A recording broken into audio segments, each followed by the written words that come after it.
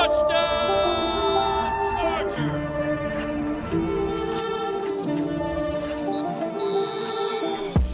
What's up, guys? Welcome into a brand new episode of Chargers Weekly. Chris Hayre here from the Bolt. We have the great Matt Money Smith on remote. Got a busy week for that guy, traveling on Thanksgiving. We're taping this. It's pretty fresh. Tuesday morning, Chargers lose to the Ravens 30-23.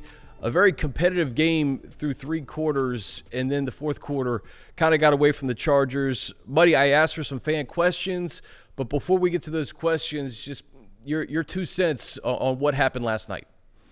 Yeah, I thought Coach Harbaugh, put it perfectly. And that's championship football. That's a Ravens team that was in the AFC Championship game last year, if not for a miscue by Zay Flowers, an interception in the end zone by Lamar Jackson. They're in the Super Bowl, and maybe they win the Super Bowl. And so in that fourth quarter, you saw that separation. It's a team that's knocking on the door, added the best running back in football over the last decade, and they are incredibly hard to defend. They are incredibly physical up front. And when you see the holding penalties that the offensive line, unfortunately, was called for, a couple of them I thought were ticky-tack. I think we can break down what about this play and that play, and if only this had happened. I was not happy with the officiating crew. I thought they called a terrible game. But I think ultimately what Coach said sticks, and you saw for the first time, I think this season, not meant to be a slight to the Chiefs, but I think you saw for the first time this season what championship football looks like. And it's nice that it happens here at the end of November, and they have an opportunity to recognize, okay, this is what we need. This is the level we need to play at if we are able to qualify for the tournament, get into the playoffs, to get out with a win in advance. That was the best team that they've played to date. And like you said, no disrespect to the Chiefs or the Steelers. This was a measuring stick game for the Chargers, Bunny. And I was looking forward to seeing a healthy Justin Herbert against a team like this because, to your point, Kansas City and Pittsburgh, Justin was on one leg in both of those games. So I think for the Chargers, it was almost a little bit of a dose of reality. The Chargers are trying to be what the Ravens currently are. And they played a really competitive football game for three quarters. You get out to a 10-0 lead. You stop them the first two possessions, a couple of punts, and then the Ravens score on 5 straight possessions. And we'll get into everything that happened throughout the course of the game, but it sounds simple, and I think the best way you can distill it down is just the Ravens are a better football team right now. But in that locker room, Money, the one thing that I saw that I didn't see the last couple of years was just the resolve and the flush it and move on. Like, these guys were disappointed that they lost, of course, but we live in this week-to-week league where when you win, you're going to the Super Bowl. When you lose, everything's bad. And that's how fans react to this, and it's very easy to do that. But I think for this football team, I think that they realized that, listen, they may have ran into a better team on Monday night, but they need to flush it and move on because you have Atlanta coming off a bye. You got to go cross-country. You got the holidays. You can't afford to dwell on this one. You got to get your 8th win next Sunday. Yeah, you can't lose twice. And that happens to a lot of teams when they play the Ravens, when they play the Steelers, when you play a physical team. And I think for Coach Harbaugh, he wants that to be the case when you play the Chargers and see whether or not, look, the Chargers played a very physical brand of football, and they were beating the Ravens up pretty good on a handful of those drives, and we'll see whether or not there's a hangover effect for the Ravens on a short week against the Eagles in what could be a Super Bowl preview in a lot of people's eyes. So you can't let the Ravens beat you twice. You got to recover. You got to get to Atlanta. You said it, Chris. The schedule makers did not do the Chargers any favors playing them on Monday night, and the team they're taking on is coming off a bye, and it's going to be a 10 a.m. Pacific time kick. So got to be able to get past all that. And like you said, it's a team that's been very just laser focused on the task at hand, and it's not about what happened last week. It's not about what's coming down the pike the following week in Kansas City. It's about Atlanta, and it's an Atlanta team that looks nothing like these Ravens. Nothing. This is a team that is searching for some physicality, that is searching for answers on defense, that has been absolutely destroyed through the air, cannot get a pass rush going, and it's an opportunity for the Chargers to right that ship. And look, I think, and we'll get into the game, I'm sure, because there's a lot of things you can kind of unpack and make sure that you kind of acknowledge and say these things have to be sorted out. But I think in terms of the Chargers, we talked about this 3-game homestand, and it's like, and we've talked about the way this schedule lays out this whole season, a last place schedule that they had, is you got to win the games you're supposed to win. And so far they've done that, and I think some people might be able to point to Arizona as that one that got away with the 7 drops and no touchdowns and all field goals. That's fine, but split the Bengals and Ravens. We said that. You want to win them all. You want to go 17-0, but if you can split those two, great. And I think that goes for these next 2. Just you got to get a split. You've got to get at least 1 win in these next 2 on the road before you get those 2 at home with Tampa and Denver, frisky teams that are flirting with the playoffs. The Broncos currently in and playing really good football. And then you got to win those last 2 on the road, against teams that are going to be looking toward 2025 with the way the season has gone. The Raiders down to their 3rd quarterback now with Gardner Minshew's injury and Desmond Ridder, and the Patriots, head coach calling his team out again after a dispiriting effort against the Dolphins. So it's all there for him. And I think for fans that, and I get it on social media, and people get all freaked out. How could they do this? And the drops for Quentin and the physicality up front. And what about all the holding penalties on the O-line? And now what are they going to do with the running game? And on and on and on. And it's like, yeah, okay, that's fine. It's good coaching staff. Now figure this stuff out and get to Atlanta and get a win. And then steer your focus back toward the postseason. Yeah. A couple of things that happened yesterday, and we'll get into some of the specifics, but J.K. Dobbins running really well in this game, goes out with a knee injury, was questionable return, ultimately ruled out. That was a big factor in the game. And I know the Ravens didn't have Roquan Smith in the game, but the Chargers didn't have Denzel Perryman. And I thought that really hurt them with Derrick Henry and Justice Hill, and just the way that the Ravens were able to control the game ultimately with the running game. Derrick Henry, you saw Saquon Barkley put up 302 total yards on Sunday. Very next day, Derrick Henry, 140 yards, and just look, he's just a different guy, and it's remarkable to me, Money, that somebody with that much mileage on him, for as big as he is still as dominant as he is. And I know having Lamar Jackson back there and having guys like Zay Flowers on the outside helps, but the running game of the Ravens was really the story in this game. And to see the Chargers come out the way they did, score the first 10 points of the game, touchdown on the opening drive, and then kind of stall out, Cameron Dicker bailing them out a few times throughout the course of the game. Offensively, they need to learn to play a 4-quarter game and sustain drives and score touchdowns and not field goals. Yeah, look, you're right about Perriman. I mean, Perriman's exactly what they needed for this game, and Cam Hart for that matter. And you saw Tarheeb trying to make those tackles on Henry time and time again, and if is credit to him, man. The guy put his head in there and was working as hard as he could trying to bring him down with those ankle tackles. But Cam Hart, you're talking about an extra 25 pounds. Denzel Perriman, you're talking about one of the most physical linebackers in football. And on multiple occasions, you just kind of saw the run fits weren't what we were used to. That there was just a little bit of, we got to get used to this with Nick Neiman, Troy Dye. They were rotating in snap after snap and with Dayon, and that's just not happening with DP. He's out there probably for a lot more snaps than we're used to, as opposed to playing a lot of that dime. And that's also the other thing, right, is this is a Charger team that plays in nickel, in dime, with light boxes more than any other team in football. Over 80% light box for Jesse Minter and this defense. And you saw when they put 8-man up in there, Derrick Henry, they just, the fits were wrong. Joey crashed, and he's ripping around the right side of that line for 18, 20 yards. And it's like, yeah, this isn't what they do. So this is just, it was a matchup issue, number one. Number two, you're spot on with no DP and no Cam Hart and losing a lot of physicality on your defense. 3, Khalil Mack being on a snap count. He's one of the most physical edge rushers in the league. He sets the edge really well. He's a hell of a run defender. You lose out on that.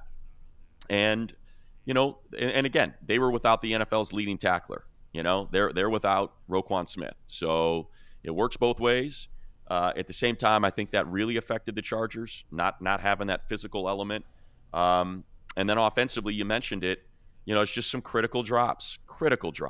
You're down a touchdown and you get a streaking, wide open Quentin Johnston on a 3rd and 6, and that thing's going to go for at least 20, maybe 30, and maybe more. Who knows? And it's just a flat drop. And it was a really rough game for Q. And he acknowledged that, and Coach acknowledged that. And you got to flush it and get it past you because it's a confidence thing. But, there's just some things that showed up from last year that you'd love to make sure don't show up again next week, and just get right back to it. It's a guy that had a touchdown in 3 consecutive games, has had some great games this season, and this was a bad one. And you got to move past it because you get 4 targets and 4 drops, and that's when you're going to want to forget about and move past. And I think all those things compounded, where you could have had that first down on that crosser from Q. Instead, you got a punt, and they come right back and score that second touchdown to go up 2 TDs. And again, people that want to point the finger at Q, hey, you got 2 4th downs, man, that they're able to convert on that second touchdown drive that put them up by 14. They convert a 4th and less than 1 from their own 16 at the end of the first half. This is a Baltimore team that's really good and really physical and really hard to stop. Yeah. We're going to get into some of these questions, and a lot about Q and what happened yesterday. And I'll just say this. We walked into the locker room. Quentin was there. He was ready to talk. He took accountability. And I know that doesn't make it right, that he didn't make those catches. But I think we need to put it in context a little bit. There was a lot of plays throughout the course of the game. That was the biggest one, though. That was the turning point of the game when 3rd and 6, you drop that ball, you punt it away. Justice Hill runs for 50-plus at a touchdown to put him up 2 scores, and really that kind of put the game out of reach. So I know Quentin felt terrible about it. He took accountability for it. And I do think what Justin said after the game and the way that Coach Harbaugh builds his guys up, let's just not lose sight of the fact that he has 6 receiving touchdowns this year. He's made strides. I think we've seen Ladd really take on that wide receiver 1 role. We talked about it from the offseason to training camp to even midway through the year, money of who was going to step up and be that wide receiver 1. Ladd McConkey right now is wide receiver 1, and I think that's a good thing. There's still a role for Quentin on this team, but yeah, you don't want to see what happened in that 4th quarter, and most importantly, Muddy, you don't want that to spill into next week and the week after that. Confidence is a really fragile thing for anybody, and I hope that Quentin can flush this one and get back to the confidence that he had throughout the first 8, 9, 10 games of the year, because he was playing good football. Yeah, I think the one thing that the Chargers have to figure out, because Justin Herbert's so good at it, is they need that 50-50 jump ball receiver. And it's not Q, that pass he threw down the right sideline. He doesn't high point the ball. He lets it get into his body, and that was that first drop. And you think about Mike going up and grabbing that ball, off a defensive back's head. Like, he's so good at it, and that's what they need. It's Josh Palmer doesn't do it. Q doesn't do it. Obviously, Ladd's not going to do that. So that's something that they got to work through and figure out whether or not DJ Chark is that guy. And that's where they're going to find it, but they need it. And it's clear that they need it, because there were a couple throws to the end zone that's sort of what the situation called for. And I haven't seen it this season. So that's a bit of an issue. Now, look, it works both ways, right? You want to point the finger at Q. Got Josh Palmer on a post, wide open, man. That thing would have gone into the end zone, and you go into the half up 17-14. And that was, just need a little bit more air under that. So it's easy to point to single plays. I think it's more constructive to point to the whole, as opposed to can't believe that they made what's his name, Nate Hudson, I think was his name, on the side judge, pick up that flag on Josh Palmer. Inexcusable that they let the back judge come in and overrule that flag that happened right in front of that guy. You can play that game all the way through, but you said it, Chris. This is a very physical Baltimore team that should be one of the favorites to win the Super Bowl, and the Chargers now have a measuring stick that they recognize where they need to get by the time January rolls around. Yeah. Keep in mind, I think with success, you see the Chargers get to 7-3, and there's a lot of excitement around Jim Harbaugh because he turns teams around. He wins immediately. But yesterday I think gave you a little bit of perspective of there's a little bit of a gap right now between where the Chargers are and where they're going to eventually get to. And the Baltimore Ravens are the great example of that. Listen, the Baltimore Ravens should have maybe 1 or 2 losses. They, to lose to the Browns and to the Raiders in the last seconds, kind of inexcusable. Sometimes the Ravens beat themselves. They're much better than their record. Like they're so talented. They're well coached. But from a Chargers perspective, you can look at it as, hey, we're down 1 going into the fourth quarter, and then just a number of things go wrong, and that's the gap between what the Ravens are right now and where the Chargers are trying to get to. Money, I want to get to some of these questions, and we'll just stay with Quentin just for the first. Chris, go for it. I want to just jam this in there real quick. I think it's so important for people to keep the big picture in mind too. You said it when you said you experienced some success, and now the expectations are raised. And Coach Harbaugh, 13-3 with the 49ers, and makes it to the championship. That is such a fluke. It is a total fluke. He was in a division that was not competitive. He inherited a heck of a defensive roster. You were talking about, look at that defensive roster, and Aldon Smith, Justin Smith, Fred Warner, Navarro Bowman. Like, he inherited a buzzsaw on defense in a division that was pretty weak at the time, and was just starting to come up. I want to go to 2017 because that's kind of what this is sort of the way I envision this. And 2016, the Rams are coming off a 4-12 season. It's a complete mess, right? Is Jared Goff there? And it's a little bit different, right? Because some people were thinking Jared Goff was going to be a bust and stuff. Well, whatever. They hire what ends up becoming a wunderkind of a coach in Sean McVay, and he gets them to 11-5. They get into the playoffs and they lose a wild card game. But it was a huge step. It's like, okay, we flipped it. We went out and signed Andrew Whitworth. We got our offensive line. Now let's build up we got Todd Gurley. Let's lean on that, and we know how to work this, and let's craft an identity, Aaron Donald on defense, and start pushing this thing in the right direction. They didn't win a Super Bowl in their first year. They didn't win a playoff game in their first year, but it was the foundation. They put the footings on the ground. They poured the foundation. It was an 11-5 year, and they end up going to they end up going to the postseason, or they end up having a playoff game, and there you go. That's what we're talking about. This is not a one-year fix, man. This is Coach Harbaugh, and 5 years, 7 years, and by year 2, now you're winning playoff games. And I think they can win a playoff game this year, absolutely. But year 2, can we get into the championship game? Year 3, can you win a Super Bowl? And that's kind of like what I'm getting at. They got to the playoffs in year 1 of McVay. They lose the Super Bowl in year 2. Like, that's the sort of thing I think you have to have a little bit of patience and recognize. Puna Ford, J.K. Dobbins, and all these Christian Fulton, Elijah, all these guys on one-year deals, and you're just crossing your fingers, Bradley Bozeman, and hoping that it works out while you kind of work your way to that following year where you're going to have $65 million in cap room, and you're going to have another draft class, and you're going to be able to build this team in your image and kind of plug some holes that you weren't able to because of the cash situation and the cap situation. I also liken it to this. The guy's pretty even kill in the locker room. I think for fans, it's a week-to-week league, and if the Chargers beat the Ravens last night, Money, what are we talking about? The Chargers are an AFC Super Bowl contender. They're 8-3. Yeah. They just beat one of the best teams in football. They lose, and we're talking about, well, they're not there yet, and the sky is falling to a degree. There's no in-between, and I guess that's my point is there is an in-between. Like, you can lose to the Ravens. It can be okay. You can go bounce back against the Falcons, who are going to be a playoff team in the NFC next week, to get to 8-4.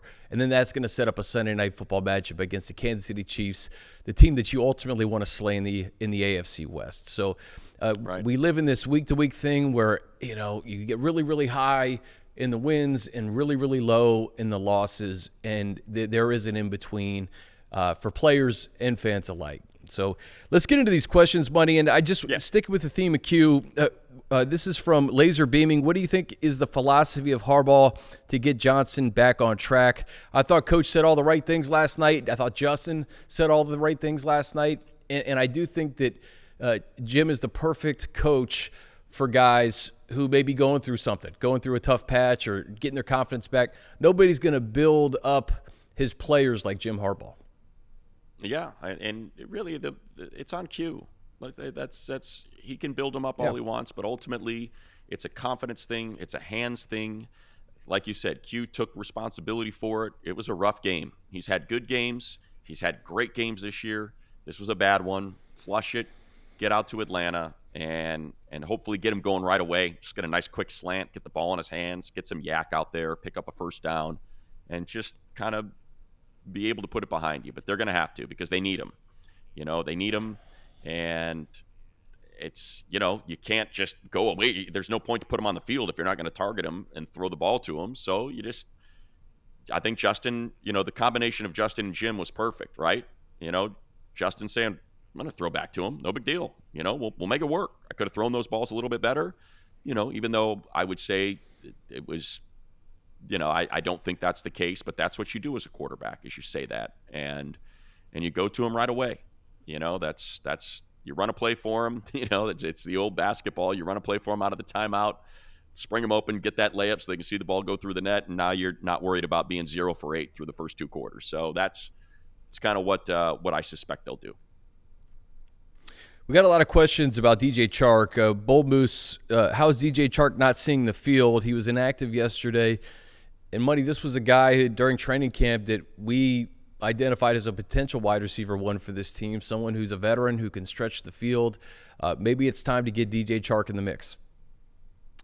I get it, as you said, Chris, you got a lot of these questions. I get a ton of it. And the thing I keep saying is we're not at practice.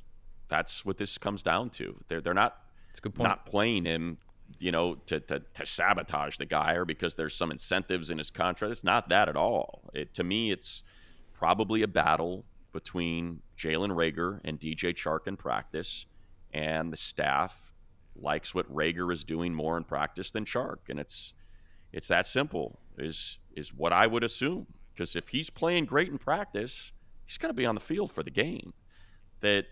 Now that said, he does have more of that true X receiver skill set that maybe part of this is on Justin too, where Justin's got to go to Sanjay Lal and to Greg Roman and to Shane Day and to Coach Harbaugh and say, hey, let's give this a go. Let's see if we can get some 50-50 balls, because I'm pretty darn good at throwing them, and let's see if DJ can be that guy that helps us out. A couple about the running game. Let me get a couple in here because a lot of similar questions. Jake Nelson, hoping the best for JK. Thoughts on the running game and how it looked after he left, and how do you game plan if he were to miss extended time? Have to keep the running game packed for playoff time, no doubt, Jake. And there was another question about the running game, more of a comment, just the way that the Ravens ran the ball against the Chargers D. That's the vision that Harbaugh and Roman had for the Chargers offense. And again, I don't think that happens overnight. You see it with JK and the way he's run this year, and you have Alton Slater and maybe some moves to be made in the offseason in an effort to further bolster the running game. But let's just stick with the theme of JK. We don't know the status as we tape this, and just a huge part of the offense, Money, and I think you saw it that much more in the second half. Yeah, look, he's the explosive runner. He's the guy that's going to get you those 20, 30, 60-yard runs that he's done all season long. Last week, springing it for 29 because you've pounded away and you've beat. And that's what we saw last night. We're recording this on Tuesday with the Ravens, right? Derrick Henry got 3s and 4s, and then all of a sudden they're 11s and 12s and 19s. And that's just not necessarily what you're going to get from Gus Edwards and Hassan Haskins. And that's what's unfortunate about Hassan being the third back instead of Kamani Vidal in that game, because Vidal would have been able to replicate what JK does a lot better than Haskins. Haskins is that hammer, 3rd and 1, 4th down, core 4 special teamer, and that's why he's active. But if it was the other way, if it was Vidal, then now you got a guy that catch the ball in the backfield. It's got some wiggle to him. It's got some explosion to him. And when JK left, the guy's averaging 6.7 yards per carry. He's got 6 for 40. So it's unfortunate that that's what they were, because then, so what is JK? 640, 6.7 per. Gus Edwards and Hassan Haskins combined for 10 carries, 14 yards. Yeah. Now you're not balanced. Now your offense is out of balance. Now the Baltimore front seven is on their toes and leaning forward instead of, worrying about both and JK and what he's been able to do. And it just, the script was flipped from what they were able to do in that first half when they trailed by 1. If JK were to miss some time, and of course we have no idea as we tape this, and the hope is that JK can come back sooner than later. But Vidal, what a spot it's going to be for him over the next couple of weeks. You mentioned it. Him being inactive was just really tough luck because he'd be the guy that could kind of take the reins in the second half. But for Atlanta and Kansas City, if he has to take on a bigger load, we saw that explosive play in the Denver game, that little, I think it was like a wheel route for a touchdown in Denver. But him on the ground, it could be a big spot for him, Money. Yeah, and I again, this is a different front office, and they have churned the roster repeatedly. And as I'm looking, I'm just like, I would just go through all the practice squads. I didn't think about it until the question just came in, or else I would have prepped. Myles Gaskin is on the Minnesota practice squad. I'm looking through like all of these for running backs that might stand out, guys that have a little juice, and it's a position of attrition. So you assume that for the most part, teams are carrying 3 these days, but that's something that I wouldn't be surprised in the least if there's a guy in a practice squad that they like that they can go claim and put on their active roster. If JK is going to miss extended period of time, as I'm scrolling through, I'm not seeing much, man. I mentioned Myles Gaskin, but I don't know how much he's got left. That's just a veteran name that jumps out at you in terms of, guys that were maybe in the draft that they liked and didn't draft. But as it stands right now, it's going to be Kamani Vidal. So much of it is pass pro, something that Haskins is pretty darn good at, and Gus is good at, and JK is good at. So you've got to have a back in there that's going to be able to protect Justin as well. It's not just running the ball, but as I see, our old friend Jarrett Patterson is on the Bills practice squad. So he's someone that's familiar with the offense. You can go back and scoop him up. He's on the Chargers practice squad. So there you go. That may be your answer, Chris. They could elevate Jarrett, who's a smaller guy but has some wiggle. I thought that he went to Buffalo. That's where that came in. So, sorry, I'm just scrolling through these right now to see if there's anything. He had a good preseason too, Money. He had a good preseason. He did, and so that's maybe something to look at. I'm not really seeing much else as I'm scrolling through. Sorry to be wasting your time and just vamping here as I'm going from one practice squad to the next to see if there's any running backs that stand out. Blake Watson, no. Well, that's why they drafted Vidal. Yeah. That's why they drafted him, and Exactly. I do think that he can do that. We saw the burst in preseason. We saw that explosive play in Denver.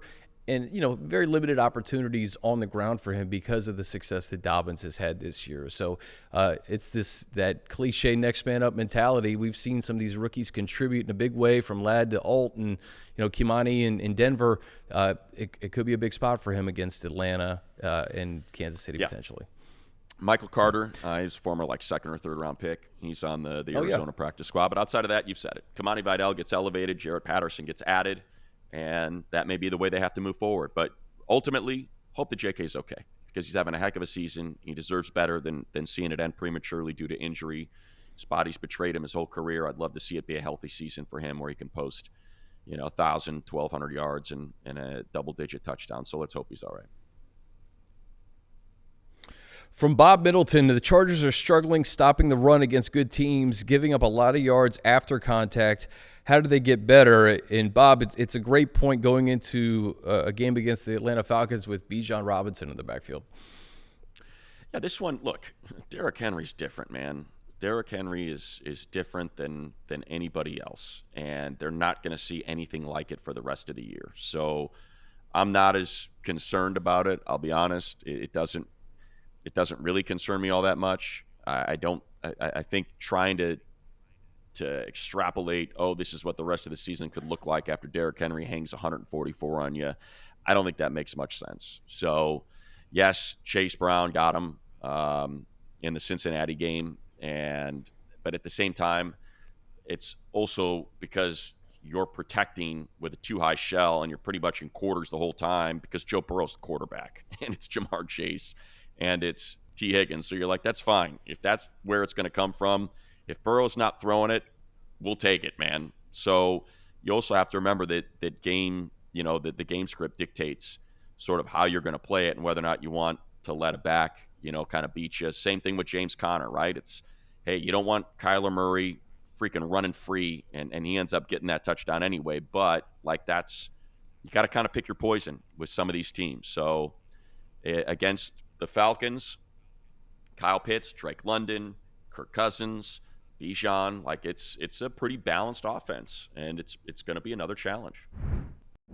On Location, official hospitality partner of the NFL and the LA Chargers, offering Chargers fans the opportunity to lock in verified Super Bowl tickets and access to exclusive pregame parties with an official VIP ticket package.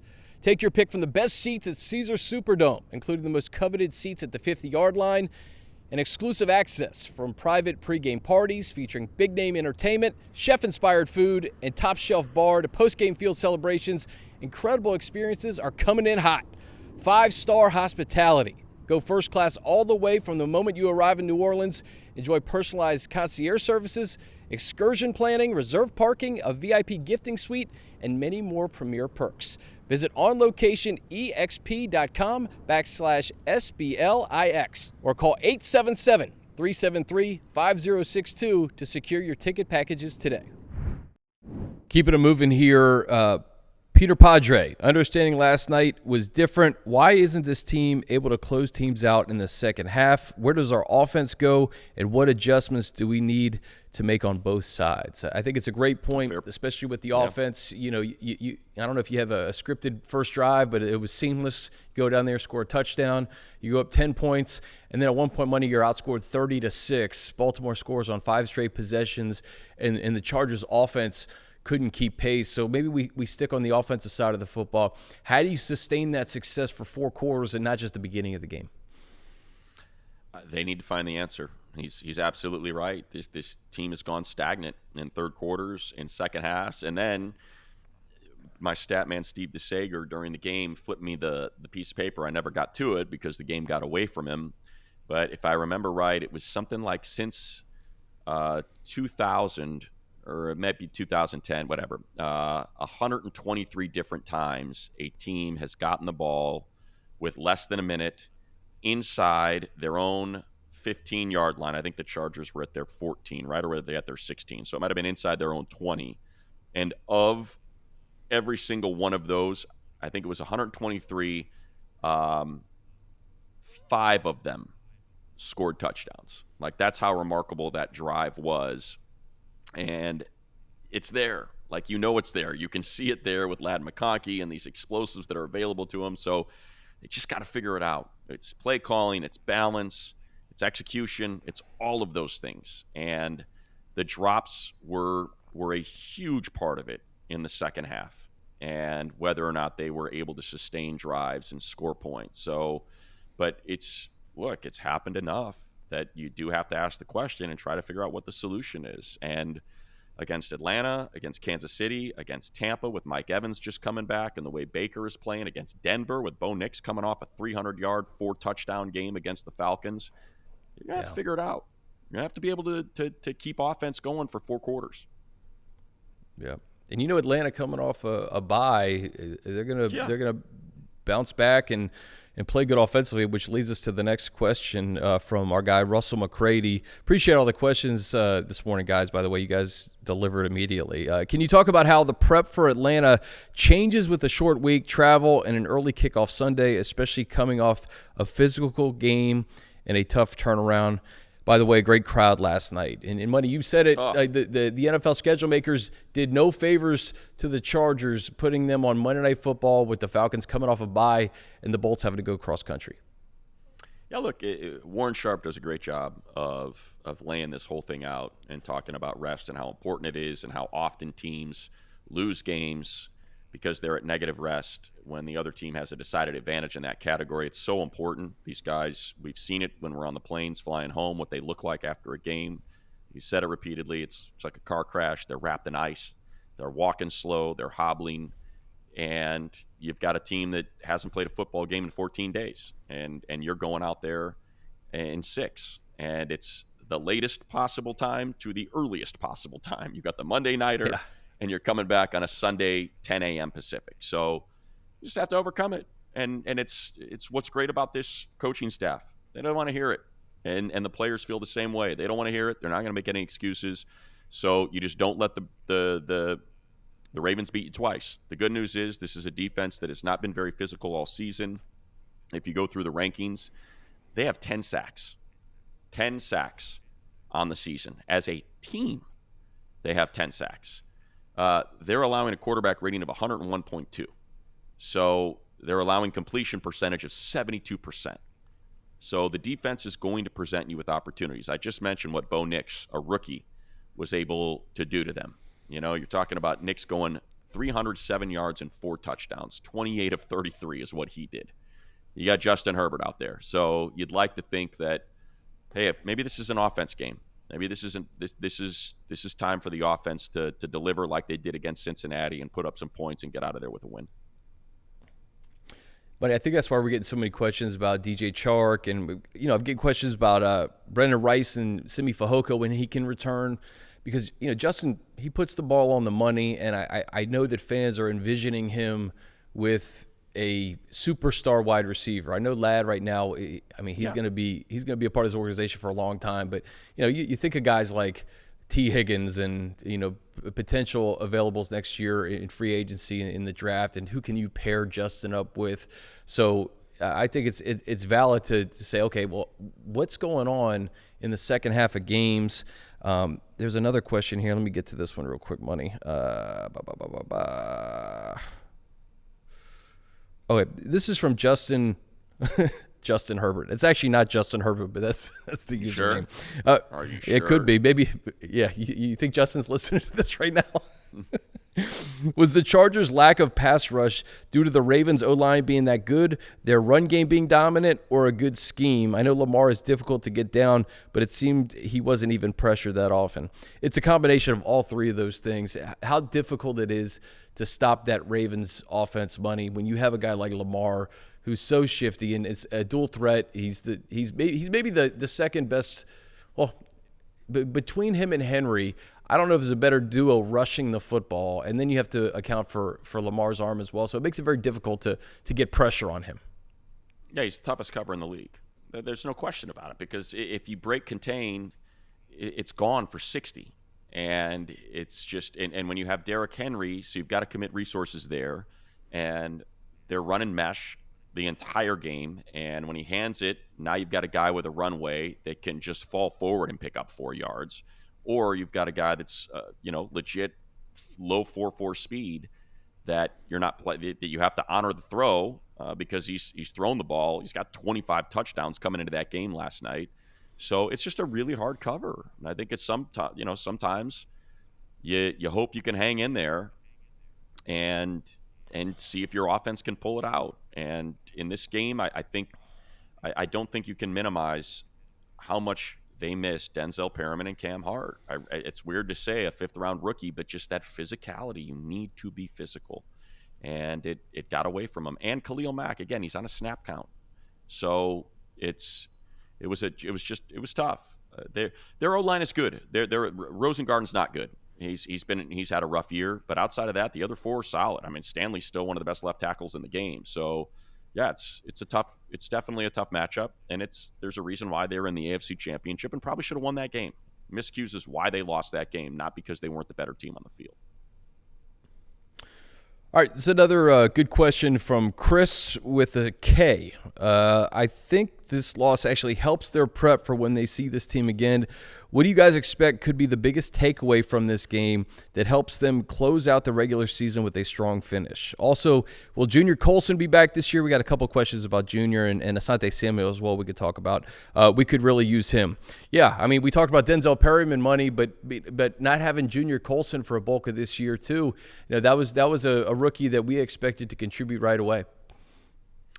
My number one takeaway, just going to the first part of the question, is You can't give this team second chances. You can't give them freebies. That's ultimately what it came down to. Those dropped passes are freebies. The passes are pinpoint. They're accurate. They should be caught. And you should be moving the football, and you should be scoring points. So you can't drop the football. And it wasn't just Q. There were other drops out there. So, not Ladd, 6 targets, 6 catches. But there were drops out there. You have to be – it has to be precision. And when it's 4th and 1, you've got to commit to say, you know what, they're the most physical team in football.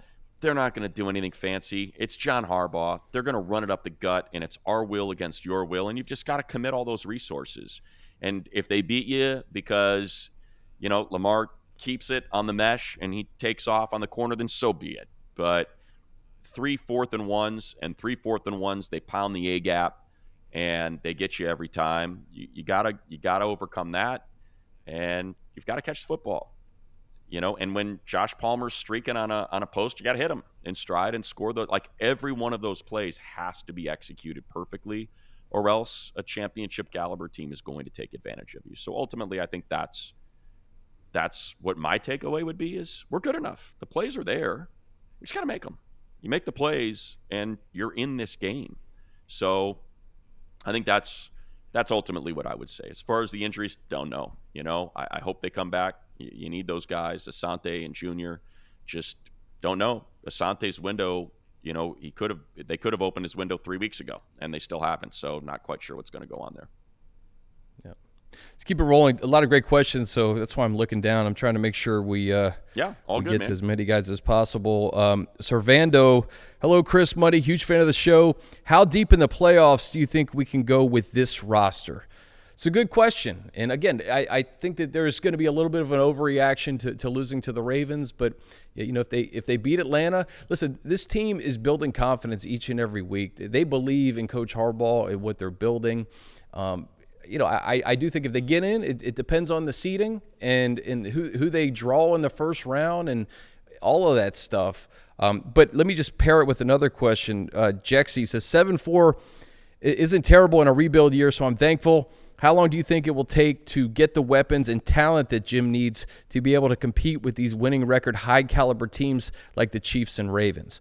Well, I'll say this too, Money, 10-0 up on the Ravens, 10-0 up on the Chiefs with Justin on one foot. I don't think the Chargers are that far off. I mean, there's a bit of a gap right now, but when you have a well-coached team and you have a franchise quarterback, you're going to be in a lot of these games, even against the best teams.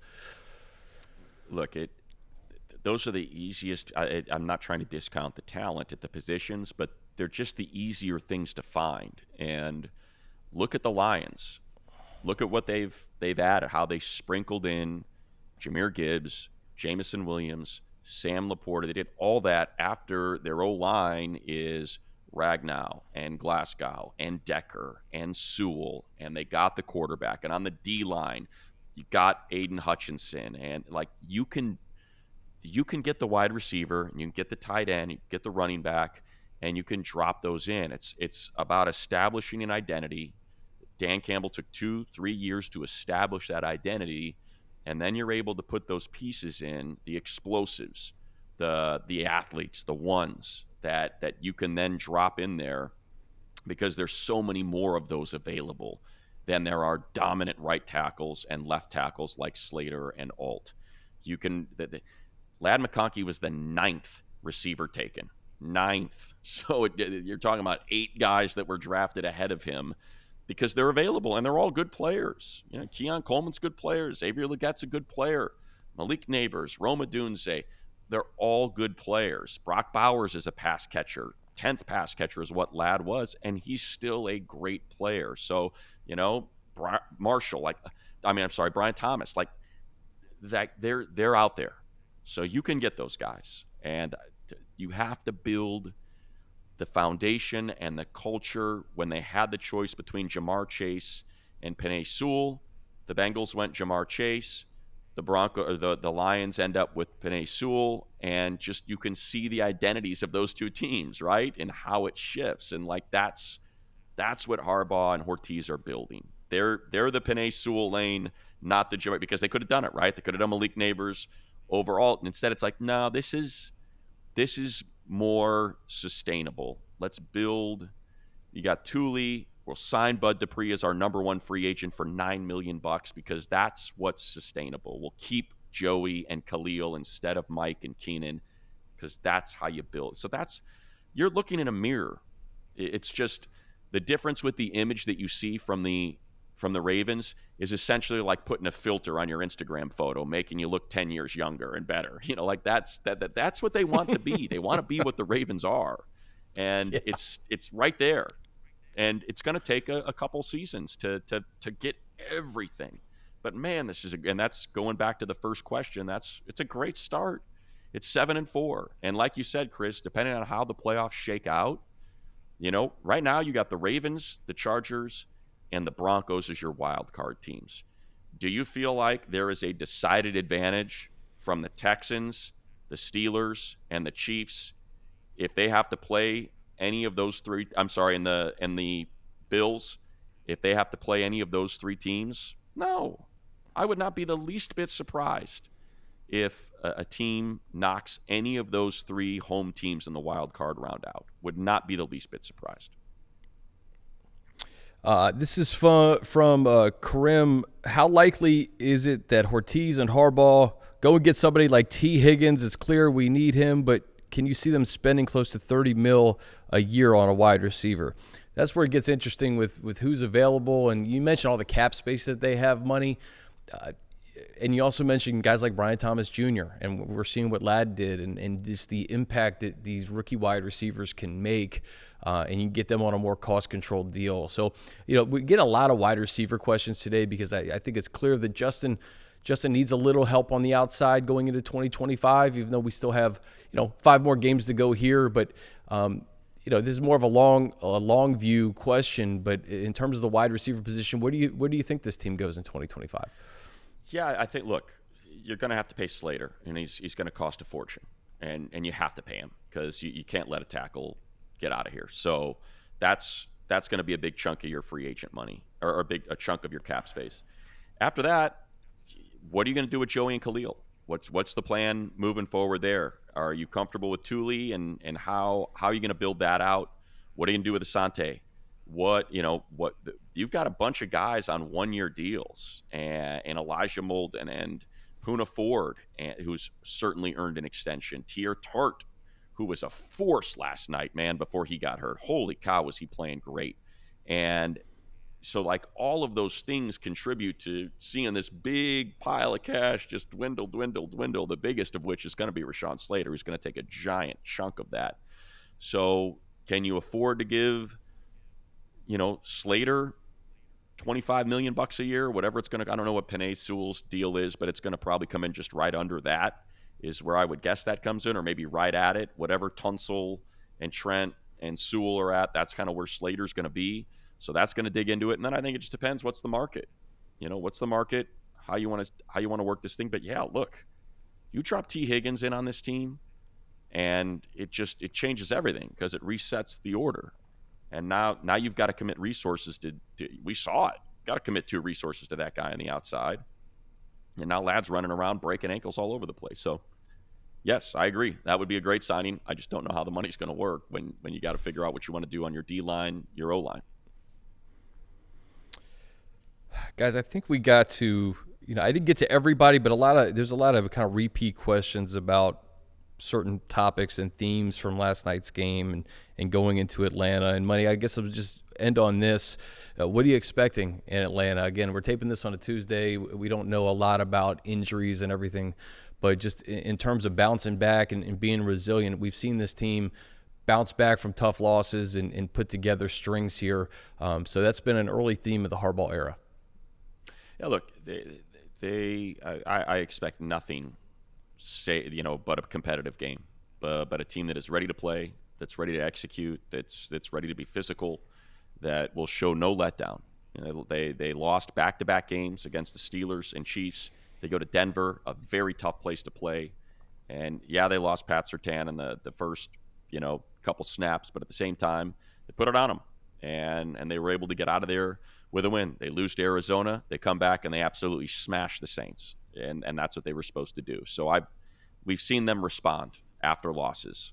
And the Kansas City one, following the Pittsburgh loss, was just a product of Herbert not being healthy, your tackles not being healthy, and you still end up in a 17-10 game. So I don't know what the ultimate outcome is going to be, but I expect a team that on paper is every bit as good as Atlanta, that should be able to go in there and play a competitive game and hope that it bounces their way at the end. So I know it's a bit of a, it's probably not what you want to hear, but that's what I suspect. It's a good Atlanta team. It's Kirk Cousins has thrown for 500 yards in a game this season against Tampa. So the kind of damage he can do. Those are really good weapons. Kyle Pitts, Bijan Robinson, Drake London. That's a nasty triumvirate that you're dealing with. But the defense is going to allow you to make some plays because they have all season long. So I think it'll be a great opportunity for these guys, and I'm certainly looking forward to it. Me too, man. I appreciate you guys answering the bell early on a Tuesday. This isn't our typical spot for Chargers Weekly, but with Thanksgiving coming up, we wanted to react to this game and kind of set the scene early for Atlanta. So appreciate you guys listening, watching as always. Money, have a very happy Thanksgiving, and I will see you in Atlanta, my man. You as well.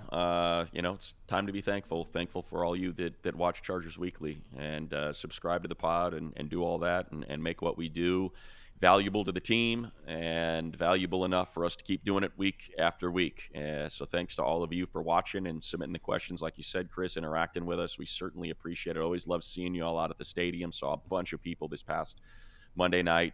Man, we're talking it was about awesome, Chargers wasn't Weekly, it? so. I forgot to mention that, Money. It was so awesome to see the fans, and just the last 3 weeks at SoFi have been it's been a special time for the organization. It's different.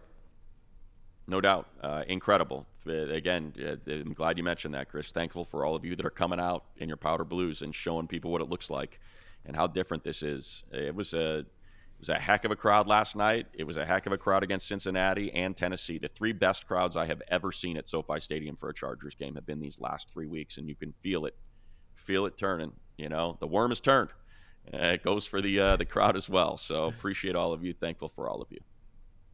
Yeah, and when you hit Thanksgiving and you're in contention and you have meaningful games ahead, it's just so much fun. The Chargers didn't have it last year, but to know that you have a bright future with some meaningful games ahead, it makes this podcast that much more fun too. So we appreciate you guys. You guys make this thing go. For Money, I'm Chris. This has been Chargers Weekly.